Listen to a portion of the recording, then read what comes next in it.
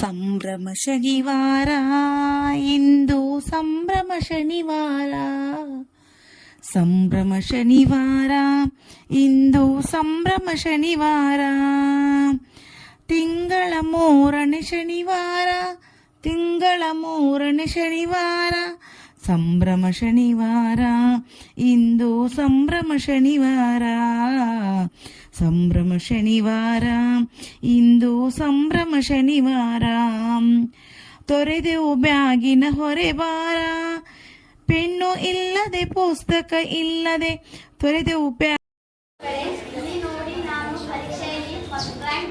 ಹೌದಾ, ಸರಿ. ನಿನಗೆ ಇವಾಗ ಏನ್ ಬೇಕು?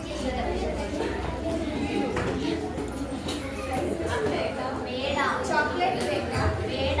ಮತ್ತೇನ್ ಬೇಕು? ಮೊಬೈಲ್ ಬೇಕು. ಬೇಡ, ಮೊಬೈಲ್ ಬೇಕು. ಹೌದಾ,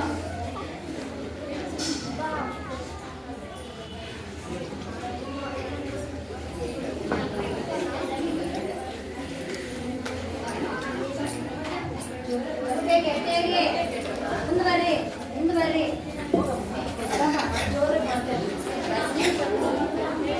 ಅವರು ಮೊಬೈಲ್ ಕೊಂಡ್ಕೊಳ್ಳಿಕ್ಕೆ ಮೊಬೈಲ್ ಎಲ್ಲಿ ಸಿಗುತ್ತೆ? ಮೊಬೈಲ್ ಶಾಪ್ಗೆ ಹೋಗಿದ್ದಾರೆ, ಕೇಳ್ತಿದ್ದಾರೆ.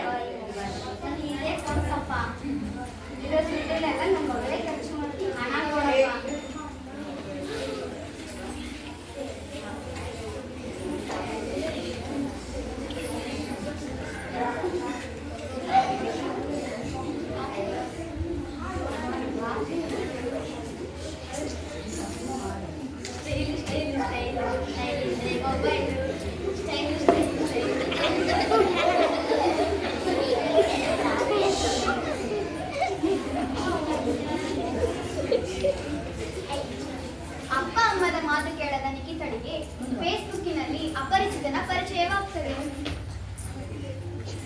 ಅವಳ ಫೋಟೋಗಳನ್ನು ಅವನಿಗೆ ಕಳಿಸುತ್ತಾರೆ. ಈ ಫೋಟೋಗಳನ್ನು ಬಳಸಿ ಅವನು ಅವಳನ್ನು ಬ್ಲಾಕ್ ಮೇಲ್ ಮಾಡುತ್ತಾನೆ. ಈ ಮೂಲಕ ಅವಳು ಕಳ್ಳತನ ಮಾಡಲು ಪ್ರಾರಂಭಿಸುತ್ತಾಳೆ. ಆದರೆ ಒಂದು ದಿನ ಏನಾಯ್ತೋ ನೋಡೋಣ ಬನ್ನಿ.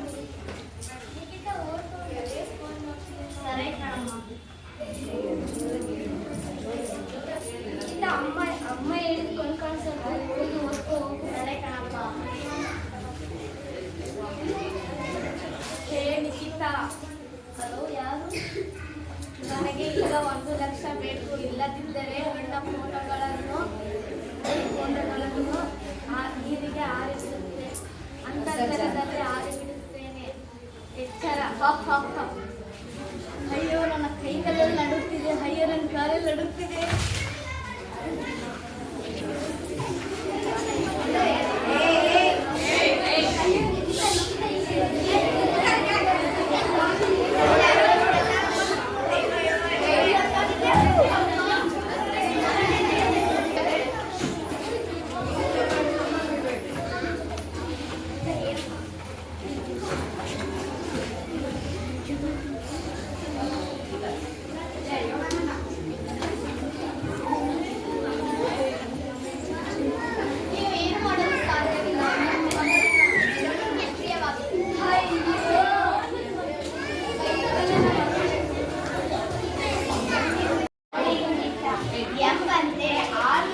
ಸಮೂಹ ಮಾಧ್ಯಮಗಳು ಬಳಕೆಯನ್ನು ನಿಧಾನವಾಗಿ ಕಡಿಮೆಗೊಳಿಸುತ್ತಿದೆ ಎಂದು ತೋರಿಸಲು ಬರುತ್ತಿದ್ದಾರೆ 7ನೇ ತರಗತಿ ವಿದ್ಯಾರ್ಥಿಗಳು. ನಾನು ದಿನಪತ್ರಿಕೆ, ನನ್ನನ್ನು ಇಂಗ್ಲಿಷ್ನಲ್ಲಿ ನ್ಯೂಸ್ ಪೇಪರ್ ಎಂದು ಕರೆಯುತ್ತಾರೆ. ಇಂದಿನ ದಿನಗಳಲ್ಲಿ ನನ್ನನ್ನು ಸುದ್ದಿಗಳನ್ನು ಕೇಳೋದಕ್ಕೆ ನನ್ನನ್ನು ಬಳಸುತ್ತಿದ್ದರು. ಇದೀಗ ಮಾಧ್ಯಮ ಮತ್ತು ಅಂತರ್ಜಾಲದ ವಸ್ತುಗಳಿಂದ ನನ್ನನ್ನು ಬಳಕೆ ಕಡಿಮೆಯಾಗಿದೆ.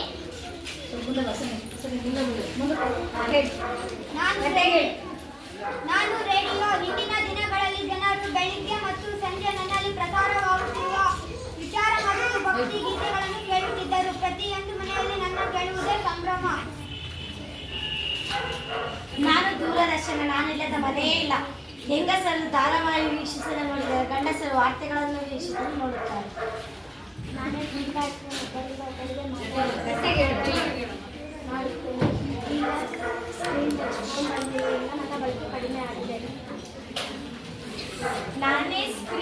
ನನ್ನದೇ ಹಾವಳಿ, ನಾನಿಲ್ಲದ ಮನೆಯೇ ಇಲ್ಲ. ಮಕ್ಕಳು ಸಹ ನನ್ನನ್ನು ನೋಡುತ್ತಾರೆ.